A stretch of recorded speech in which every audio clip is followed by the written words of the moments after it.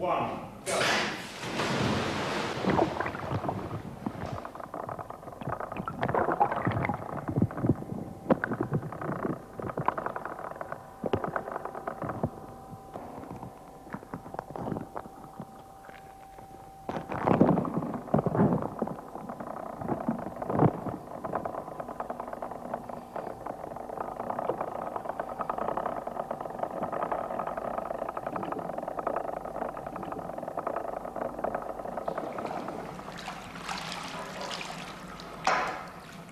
Hello, Mike. You all right? Hello.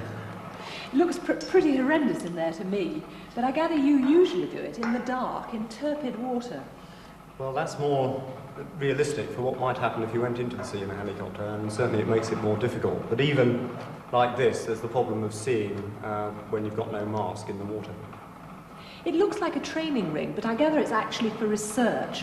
What sort of research have you been doing? Well, we look at 3 areas, really. The difficulty of vision, so that we can arrange lighting systems to guide people out so they can see lights taking them to the emergency exits. We look at the physiological effects of going into cold water and what it does to you, and these short-term air supplies to give you a bit more time to get out. What about the psychological factors? Must be very difficult. Well, even in this, you're very disorientated as you go over. You really don't know what's up and what's down and where the way out is. You have to think about it for a while. In the real thing, it must be very frightening indeed. How long do people need to train in this situation? Well, everybody that is in a position where they're likely to end up in the sea in a helicopter accident will regularly have training on something like this, a Dunker training session, at least once a year. And in the RAF, they're doing this sort of thing regularly. And presumably when it's the real thing, it's extremely cold. Well, yes, and the cold has its own effects.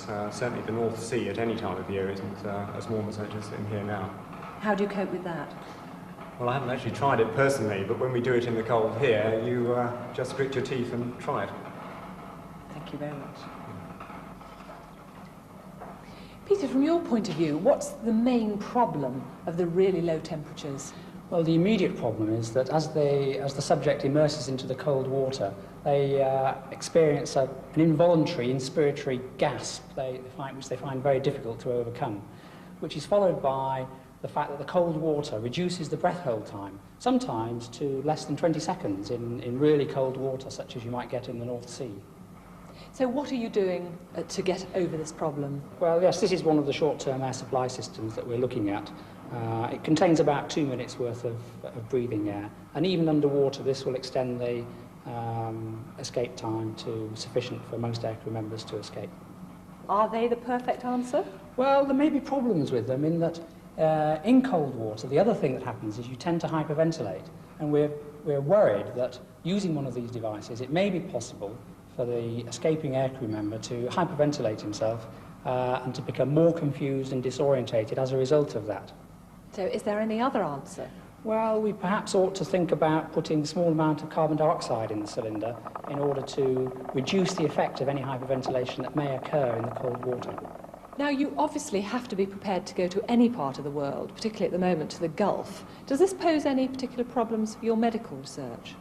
Yes, we're currently looking at the problems of thermal stress in aviation, which is particularly relevant given the present Gulf crisis.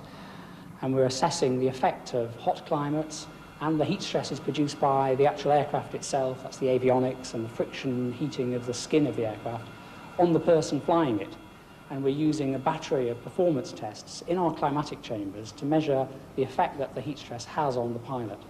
What have you found are the main problems? Well, the problems really fall into 2 areas. There are physiological problems, so people become dehydrated and they have a very fast heart rate. And there are psychological problems in that their performance decreases. And that's obviously very important if you're flying an aircraft at low level and high speed over the desert. You need to be at your peak of performance to do the job properly. What can you do about it? Can you just train them to cope with the high temperatures and to reduce these effects on their body? Well, certainly training does help, and indeed exposure to heat stress produces a degree of acclimatization, which helps in the physiological response. But in addition, we're looking at a number of devices that can actively cool aircrew, and these are liquid-cooled vests where you have a garment worn close to the skin through which is circulated a cooling fluid which helps to maintain the body temperature at more normal levels.